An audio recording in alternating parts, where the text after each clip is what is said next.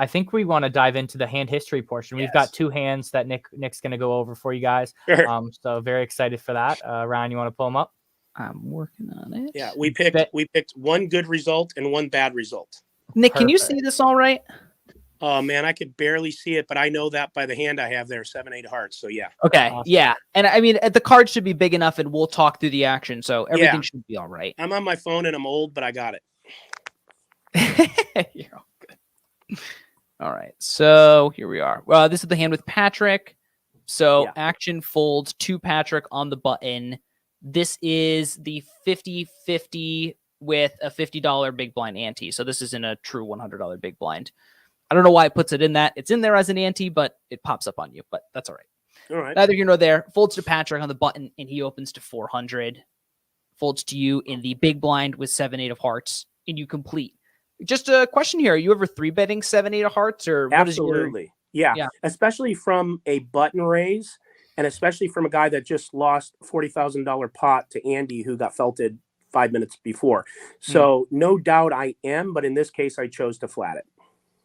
And is that partially pot control because the fact he just lost that pot and you think he's willing to play massive pots? Or, you know, I know this sounds crazy, but sometimes it's just a feeling. Like sometimes I just think it's better for me to 3-bet this and to go that route, and sometimes, you know, not. And in this case, I don't want to make it up and say it was pot control. In this case, it could have just been, okay, let me just see a flop here and see what happens. Sure. Because I knew he was going to be pretty sticky from there because I've watched Patrick, and again, back to the point, you know, when Patrick is losing, he pushes, and he really pushes. And a lot of players do that. I can name 10 more that do that. It's nothing, no ding on him. It's just what he does. And yeah, so I flat it. Yeah, perfectly reasonable. But this is a good 3-bet hand for sure. 100%. Yeah. And we're going to go to a flop. It's a Not pretty too bad. decent flop. 4, 5, 96, 6, rainbow 96% favored, I think. Yeah. So we, 4, 5, 6 rainbow. We've got a heart on board. So we've got backdoor straight flush and just flush outs in general. Are you ever considering a donk lead here with 7-8? I would consider a donk lead, but I believed with this flop, I have an image. My image is that I'm extremely tight and I play big cards. That's not true, but I understand it, and it has been true. And so in this case, this is a perfect flop for me to check missing, a hand that I might have flatted with, or I could have queen 10, whatever. And I just knew no matter what Patrick had here that he would bet it out. So I thought it would be better for me to bet this out, and then I'll tell you my thinking when I do what I do after he bets. Cool. So Nick puts in the check. Patrick bets 700, which is pretty large into a rainbow board. 950 in the pot. He bets 700. So what's the thought process here? We're very deep. Thought process on this is that he thinks I whiff. He's gonna, generally speaking, not always, but generally speaking, if you're, I don't want to say bluffing, but if you're trying to just take down a pot, you need to bet a little bit bigger and make a decision for a player is something that's pretty common. And so I'm thinking to myself, at this point, I don't know if he's got a pair, or I don't know if he's got 2 big cards, or maybe not even that. But what I do know is that after he makes his good bet, I'm going to re-raise here, check raise, because Patrick also knows something about me too, and that is that I'm capable of making a move like that because he's seen it recently from me. So I'm thinking all these things, and maybe I'm trying to get some information. So I think even here, if I re-raise, I'm going to get flatted, even if he's floating. Oh, absolutely. I think you have just a very robust check raising range here. Yeah. Like you could be taking ace 3, ace 7, with backdoors.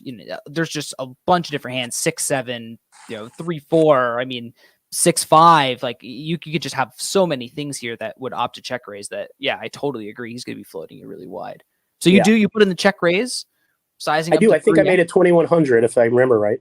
And you are exactly right. 2,100 it is. And just like you said, Patrick opts to put in the call here on the button. Right. Don't pair the board. Oh, there we go. Turn comes and it's the 5 of clubs. So everybody gets, a lot of people who get into this spot where you are, you flop the straight, you put in the check raise, now the board pairs on the turn, and they don't know what to do. When you make this decision here, what's your plan? So my plan is this, and I hate when everyone says, well, I knew this, I knew that. I'm going to use that terminology, but just know I use it loosely. This is what I highly assumed. I highly assumed he did not fill up with that card considering his position and what the board is. So I am not worried about a full house here at all. Not yet, anyways. And so I'm going to check this. I already know I'm going to check it, and I already know if he bets, I'm going to raise him again. Because now, if he calls that raise, I'm putting him, I don't put him on what he had. I put him on queens, kings, or aces, mostly kings or aces at this point after he bets out and I re-raise, which we'll get to in a second here. And so I feel at this point, that's what I'm putting him on, and that's the information I'm looking for. And listen, if he's going to fold, I'm not going to get anything if I check back or he checks back. And even if I bet the river, I know how this goes. So if he's got a big pair, then I'm going to get paid. And so I think to myself, you know what? I'm going to double check raise him, and he knows my range, and he knows who I am as a player. So for him, if he calls this raise, he's got a big pair. And even at that point, he's got to be worried because I will pot control and I will protect the pot and all that. So I'm putting this double check raise in, which doesn't happen often. And I absolutely just figure if he calls, he's got kings or aces or queens, maybe. Yep. But I do know he's tilted. I do know he just lost a pot a few minutes ago. I do know, he's stuck. So I also know I could get a loose call too from him, possibly with something stupid. Yeah. So you do opt to put in the check, and 5150 in the pot, 25,000 back. Patrick puts in 3K, so 3/5 of the pot. And we opt to put in a check raise again to 3x up to 9K. Yeah. So this puts you in a position where, if he calls, there'd be another 6 in there. So there'll be 23,000 in and 16,900 back. Yeah. Is that purposeful to put yourself at a less than 1 stack to pot ratio to give him better odds to call on blank rivers? Absolutely. If I make it any more than, I got to make it at least 9,000 to at least play the hand sort of straight, right? I got to get paid. But at the same time, if I leave any less than that, it's an auto snap call at the end. But I don't know what that river card's going to be. And if it's a king or an ace, I might shut down, to be honest with you. Maybe, because that's really what I put him on. Probably not. I mean, listen, at this point, all the money's going in if he's willing. That's what I'm thinking in my head. I'm giving him a chance to call this and to have enough in the pot to maybe make a really loose call if it works out for me on the river. Yeah. And he does opt to put in the call. And I know I'm ahead. I hate when people say I know, but I mean, literally gun to my head, I picked that. Yeah, and I think you could tell, I mean, I like you're saying a lot about, you could watch this hand back, and I think, I'll just put the link to these two hands, or, both of these hands. Here's how I knew I was ahead, too. Because after I put in the double check raise, he looked at me and goes, dude, double check raise? What's going on? If you got full house right there, you ain't saying shit. No. He's verbalizing his torment to have to put that other 6,000 in. 100%. So I know I'm ahead after the river talks. Yeah. Ugh. So now the river rolls off. The 9 of clubs. I mean, on its face, not the greatest card. I mean, if he did have backdoor clubs, he now makes a flush, but it's still a paired board. Yeah. And what is the thought process here? The thought process here is I can't give credibility to a backdoor flush. If I do, it's just a bad beat. So I got to maximize my win ratio here in the pot that I'm building. And if I'm going to get sucked out on like I did, but it wasn't a club, then that's just poker. Because right now the thing for me to do is I can't check again, because if I do, he's got aces or kings, he's checking. So I go all in. Yeah. And when he snapped, I don't want to get ahead. Go ahead. But yeah, when he snapped, I knew I was dead. He has 9s.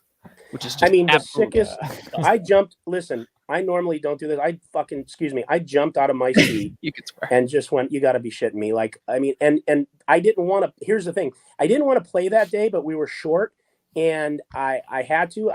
Like I mentioned, I was starting a pretty severe downswing, and I was running really bad. I know players say I was, and I didn't want to be there because I wanted to take a break, but I couldn't because I needed to keep the game going. And so when I seen him turn over nines, like I literally.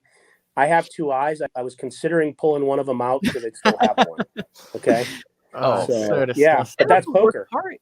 You get blown up in the chat over this when, the thing that your average poker player doesn't understand is that they aren't doing the combinations work. The sheer number of overpairs that he has here that aren't nines makes this a profitable shove all day, all night. All day Oh, long. it's not a question. It's not a If question. anyone's in the chat saying that, listen, if I check and he doesn't have two nines, then I'm an idiot. If I go all in and he's got two nines, then I'm a donkey. One thing you got to understand in the chat, they're always right. And they always get to see the cards. And generally speaking, you just can't win. But the right thing to do here with this board in this situation is to put my money in. It's not a question. And if he's got kings or aces, then he's got to figure out if he thinks they're good. Yeah, or I love queens this spot. or jacks. I mean, I think this is, maybe not as replicatable because people don't generally play deep enough to put in double check raises. Right. But I mean, this is a pretty replicatable spot beyond the double check raise. I mean, people often get to this spot on the river and then they're just like, man, the club got there, the board's paired. Like, can I go for value with the straight here? And so what was your plan when you raised the turn, Yeah, it's just, if you play like that, and I used to play like that, it's scared poker. It's too conservative. And I'm going to be honest with you. I go on, there could be a situation like this. I'll check back. It depends how I feel about that player in that situation and all the reactions I was getting from him. I just didn't see this coming. Yeah, I think you played the hand perfectly, and it just happens to be a horrible bad beat. Right. Yeah. And that's the perk of on this show, no one could see the hand until the end. It's like, I knew the finish, but Bryce, when he saw that hand turn over, went like, oh my God, if you didn't see the hand and you saw this hand history go down, you would think you played this correctly. And when you mentioned the backdoor flush draw, Ryan, I rolled my eyes because he's not going to have backdoor flush draws here at anywhere near a frequency to the point where I mean, if he does, it's pure luck because he's not calling because of it to get there. Right. 100%. Yeah. Well said. We have one more hand for you guys from Nick. So excited to get into this one. We've got the jiggities. And I'm gonna not use okay, just go and I'll decide. Go ahead. I was gonna say use the name of this guy. You'll find out why, but I'll get there. Right. Okay. So Ramsey limps under the gun 1. We're playing the 5-5 $5 ante game. So everybody antes $5. Stacks were really varied in this game. Everything from a couple hundred to you sitting at 46,000. So yeah, the Tuesday ante game, whether it was at the bike or whether now it's here. It's a big game. It plays 51-1. Like it's automatic bring in on our ante game is 300. It doesn't matter if the blinds are 5-5. And when the open size is to 75, I mean that tells you what you need to know about your game. That tells you what your game size is. So it's kind of like a 10-20, 10-25 type deal. Yeah. So you choose to open the jiggities here in the cutoff to 75. Perfectly fine, standard, and reasonable. You get called in the big blind. I'm sorry, by the button, the big blind, who's Eric, who's going to be our main villain in this hand. Yeah. And Ramsey, who is under the gun 1, who is the leaper. Yep. So now we're going 4 ways to the flop. I think this is all fine and standard. Well, except for everybody calling pre. That out of position is a little strange. That's how that ante game goes. If you go less than 3 ways, you're running really good. I think that's one of the things is and that when I was watching that clip and parts of those streams, it's just because people are talking so much, people are just putting in the chips. Like, let's see a flop. Let's see a flop. You know? Yeah. It's a party, man. I love that. And that's why you have to adjust your game differently according to every game. I mean, like if you're playing a 60% VPIP in a game like this, that's crazy. You're either going to win a ton or you're going to lose a ton. Or you get wrecked. It's just the way it is. Your variance is going to be crazy. And so, anyways. Yeah, no, that's a great point. So flop comes nice for us. Jack of diamonds, 9 of clubs, 8 of clubs. We do have the Jack of clubs in hand. We flop top set 4 ways. And Eric in the big blind, act first, he donks out 300 into a pot of 310. Interesting play here. And Ramsey, under the gun 1, calls the pot size bet, and it's over to you here with top set, still a person to act behind you. What's the thought? What are we doing? Well, my thought process is this, and if we were actually running the video, it tells so much more of a story. That's true. You'd have to, if one of you haven't seen it, you got to watch it. Let me just preface this, okay? And I'm going to be very careful with it because I've since tried to bury this hatchet. The guy, Eric, who was there, him and I would say truly had some bad blood prior to this. I was a Friday player playing religiously on Fridays. And then once I started really up in my game, I became a better player. And then I wanted to play more. And I got into the Tuesday game and I was crushing the game. And Eric didn't like that because Eric was, he was the Tuesday boss. And he, he didn't like that. So there was always this, Friday guy. That's what happens. We let a Friday guy in. And it was just constant. And that part was cool. But what was happening is, there was a real attempt when I would go to the bathroom or somewhere else to say, hey, let's vote him off. He shouldn't play anymore. We need to all go to the guys and he should be playing Fridays only.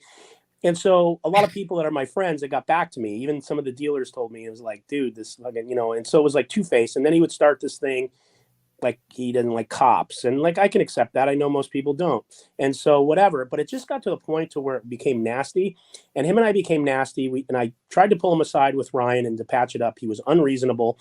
And it got to a point to where it was really bad. So I only say that to say, I just know that this guy wants me bad. Okay. I know he wants to win bad. And I'm playing this into my head. And if you watch the video, he's holding a glass of wine. He's holding actually my book that I wrote in his hand because someone had a copy. I saw that. Yeah, and he was holding it, and he threw in the 300, and he was acting disinterested. Now, I think I raise here. I think I raise with the 3 jacks because I think it's the right thing to do. But at some point after he calls my raise, and I can't remember. Do I raise? Because I don't remember the hand. You do. You raise it up to 1100. 1100. Okay. Because even if someone has Queen 10 here, I'm going to find out. And the way he was acting,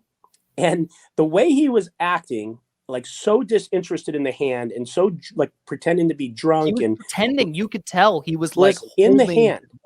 In the hand, at some point, I say, everybody knows you have Queen 10. So let's just get that out of the way. And so you'll hear that in the video if we actually have the video. Mic picks it up perfectly. Yeah, I think I raise, and then does he re-raise the 4,000? Yeah, he does. A flop 3 bet. So I know I'm getting ahead, but that's when I really knew he had Queen 10. I just knew it. And then when he tells Ramsey, who's his friend, get out of the way, Ramsey, which is totally horseshit etiquette. If I'm going to win this pot, you can't tell another player to get out. Your friend giving him a sign that he needs to get away, that you got a better hand. And Ramsey had Jack 8. Yeah. Yeah. No, he had top and bottom. Yep. Yeah. And so at this point, I know I have to fill up. I just know I'm going to call the 4,000. I'm not folding top set. And I don't know. Ramsey just folded Jack 8. So a lot of my cards are dead. But anyways, we'll go from here. But I wanted to give you that background because this hand was really special to me because of these reasons. All right. 9 ball one time. And in the wise words of Bart Hansen, and the turn's a 9. Yeah. Oh my God. Great commentating. It's a 9. It's a 9. 9. Yeah. Oh, Bart Hansen's the best. There's no ifs, ands, or buts. I know the two of you together are amazing, by the way. It's a huge caveat, but when the two of you are commentating games, that's amazing to me. That's peak. I really appreciate that. I really enjoy it too. Thank you. Yes. Yeah. But right here, when I say I knew, I go back to my point. I know all poker players say that. I highly, strongly believed he had Queen 10, and I believed I just, took his legs out. I really highly believe this was going to go check. I don't think he puts me on a full house, but I believe it's going to go check. So I check. Well, go ahead. I mean, yeah, do I check? He checks, and you opt to check it back. And I check, yeah. So I check it back to him. So I'm gonna check it back to him, and then we'll go from here. Right, and he's got just a little over pot. He's got 10K, and there's 8,000, 8,600 in the pot. So I mean, he's got just a bit over pot back. And the river is the most innocuous, 5 of hearts that you ever did see. Yeah, and at some point he starts talking to me and he says Yep. something, and I'm like, well, I don't know, maybe you miss clubs. At this point, I really don't know. It's what I kept saying. I don't know. But I really, if I, again, had to put my money on it, I would say this guy had the nuts on the flop, and I'm just going to give him the lip service he wants. And then do you want me to tell you what happens? Oh, yeah, go ahead. Yeah. So he pushes all in. I snapped so fast, I almost broke my arm. And if you watch the video, you actually see his body, his head, and his arm jump because he wasn't expecting this hand. He did not. He really believed he got me, and this was going to be a big moment for him because he hated me. And then I also had a $500 bounty on him if anyone stacked him. That they all pay 500 or whatever, or I pay them all 500 or whoever 500. And so I stacked him, and that's when he starts saying, give the guy the 500. He's going to get your money anyways. And I stand up and I go, what a I would never do this normally, but because we were so at it, I would normally just sit there, be quiet, take the pot, but I jump up and go, wow, what a read. What a read. Who didn't know you had queen 10, shit like that. So right. No, you said it. You were like, I literally said it out loud that you have queen 10. People watching would think it was bad form, but they would think it was bad form, but they don't know the history. Right. No. Because he would win pots from me and scream, ship it, and stuff like that. So. But anyways,